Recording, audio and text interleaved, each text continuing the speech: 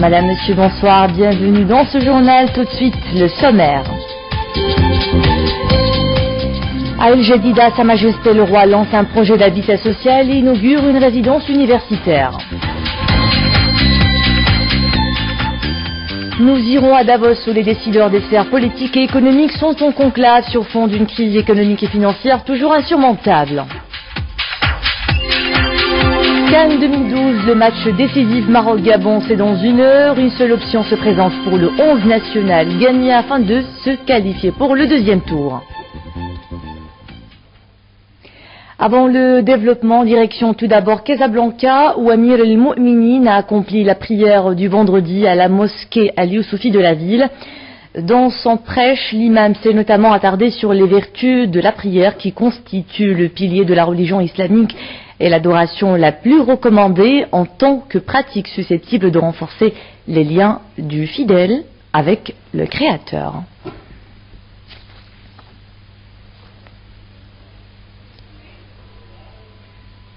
Et à El Jadida, le souverain a procédé au lancement des travaux de réalisation des projets d'habitat social Océan 1 et 2, dotés d'une enveloppe budgétaire de 85 millions de dirhams. Autre site inauguré par Sa Majesté le Roi, la première tranche de la résidence universitaire Beit Al-Ma'rifa. Les développements, Souad Anachet. Zahrat El Jadida, des logements sociaux, un programme en 3 tranches de 1540 unités, 90 commerces.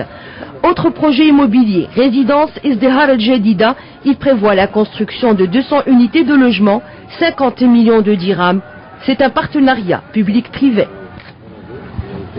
Le projet est constitué de 200 logements, 117 logements destinés à la couche moyenne et 84 logements à faible valeur immobilière totale, 140 000 dirhams.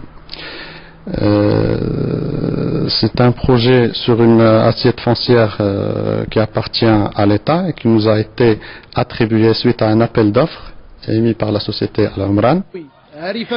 Sa Majesté le Roi a procédé à la remise de titres de propriété à 10 bénéficiaires du projet Résidence Izdihar El Jadida. Le souverain a lancé les travaux de réalisation des projets d'habitat social Océan 1 et 2 réalisés par le groupe Al-Umran, des centaines de logements sociaux, des commerces et un complexe commercial. Beit Al-Ma'rifa, c'est la nouvelle résidence universitaire dont sera dotée El Jadida. Cette nouvelle structure d'accueil devra contribuer à la résorption du déficit en matière de logement pour étudiants, un produit novateur et un cadre de travail agréable, paisible, sécurisé et convivial. Réalisée par la société Diyar Al-Medina, filiale du holding CDG Développement, la nouvelle résidence pour étudiants a une capacité de 478 lits. C'est un plan qui se déploie sur plusieurs villes au Maroc, présence déjà effective dans certaines villes, notamment Rabat et Meknès aujourd'hui, Jadida, avec quelques projets d'extension dans la ville de Casablanca, Fès et d'autres villes au Maroc. De nouvelle génération, la résidence Beit Ma'rifa a été conçue de sorte à assurer aux étudiants une indépendance et une autonomie, tout en les responsabilisant à travers la mise en place d'un règlement intérieur qui régit la vie commune.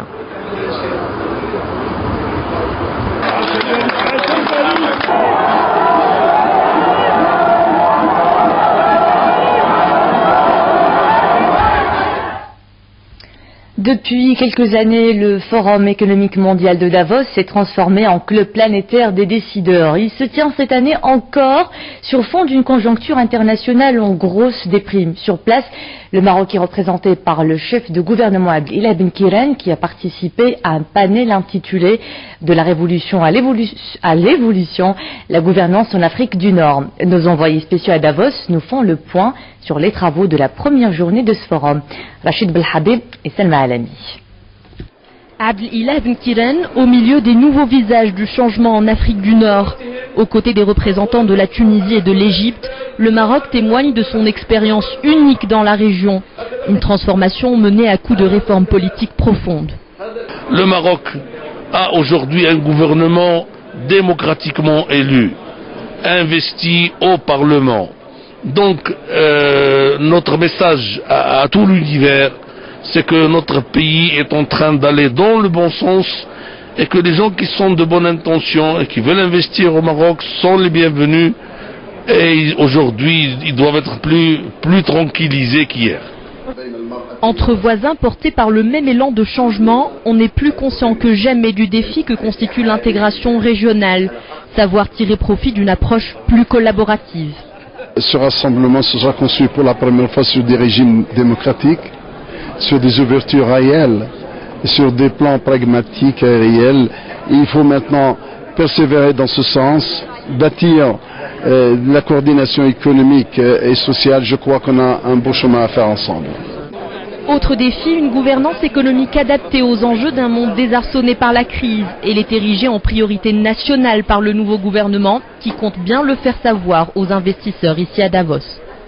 Il va falloir aussi améliorer le climat des affaires et c'est la chose qu'on a essayé de discuter avec un certain nombre de décideurs.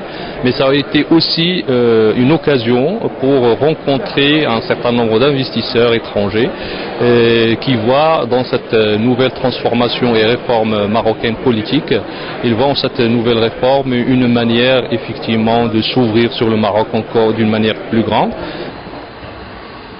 C'est le premier voyage à l'étranger du chef du gouvernement investi tout juste hier, ici à Davos, où on parle de réparer le capitalisme, d'un développement plus inclusif et du rôle qui maintenant doit être plus important de l'éthique en affaires comme en politique. Eh bien le message de la gouvernance porté par le cabinet de Ben Kiran accroche. C'est désormais le nouveau label du Maroc auprès de ses partenaires internationaux dont l'élite se trouve ici à Davos. Depuis Davos, Rachid Belhadi et Salma Al-Alami pour Al-Oula. C'est l'événement sportif du jour, le match décisif Maroc-Gabon pour la CAN 2012. Sous pression après le revers contre les Tunisiens, Eric Guéretz ne veut surtout pas entendre parler d'élimination. La rencontre prévue dans un peu moins d'une heure s'annonce tout de même difficile. Sur place, nous retrouvons nos envoyés spéciaux Abdelhak Charat et Abdelfatah Zouil, le récit est de Mohamed Aït Shkar.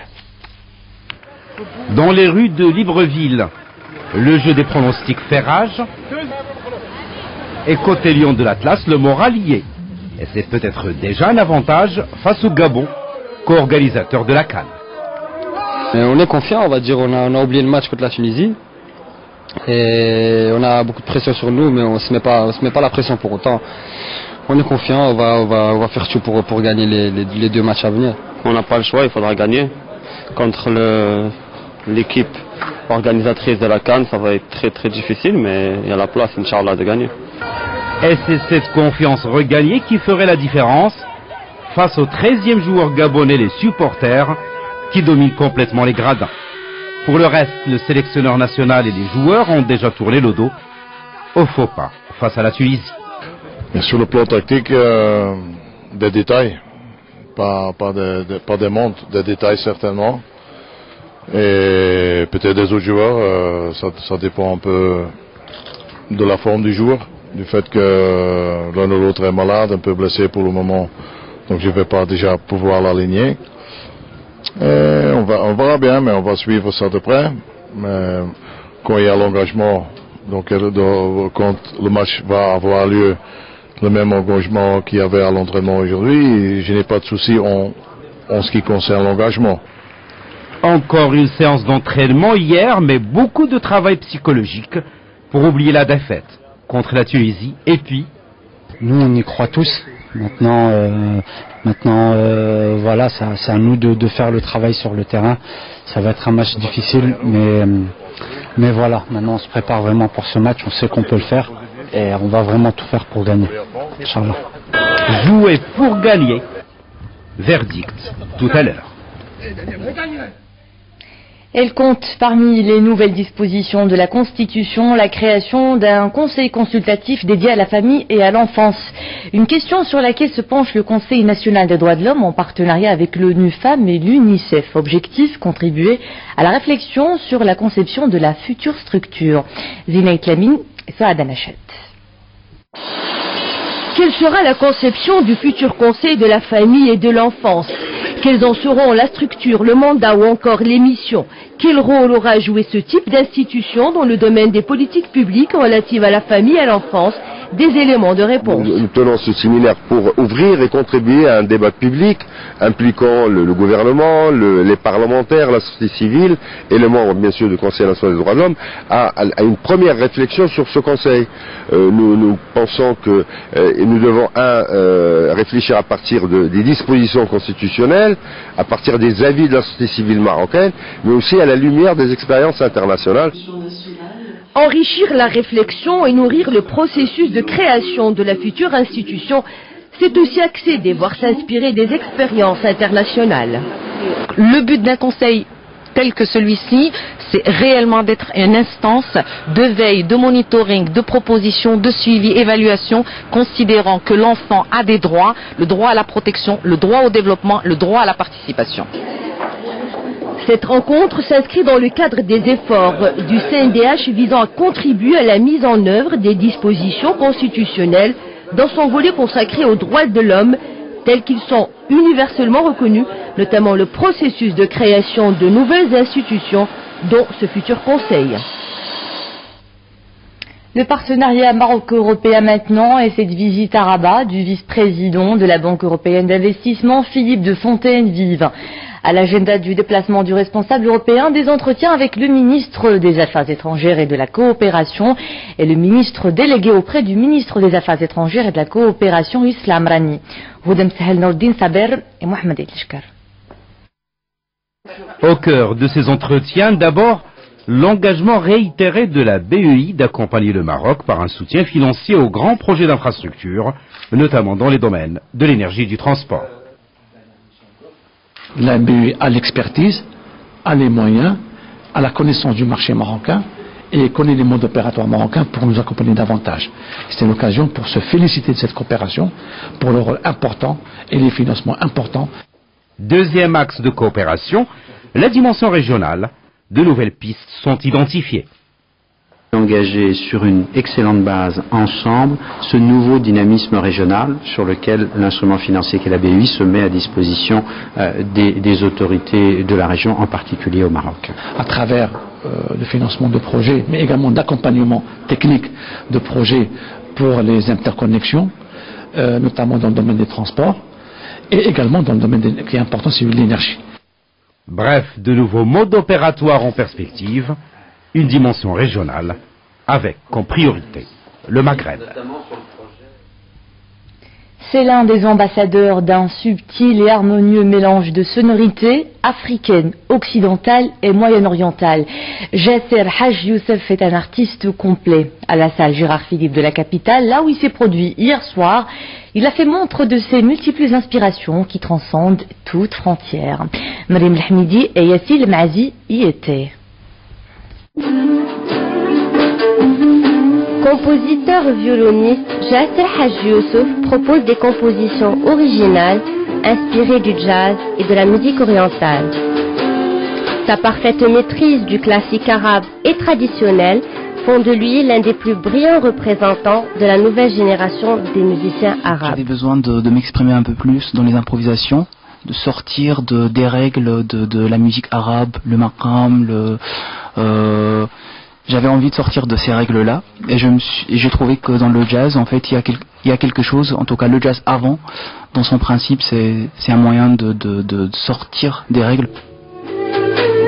Viol d'amour, piano, contrebasse et batterie, ce quartet associe une composition musicale qui fait basculer deux univers différents.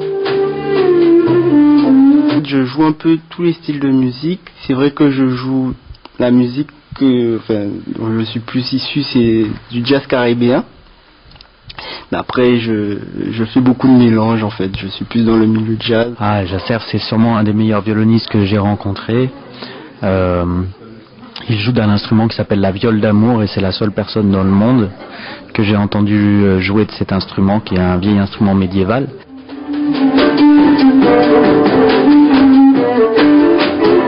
Jasser, un habitué détourné avec les plus grands chanteurs du monde musical.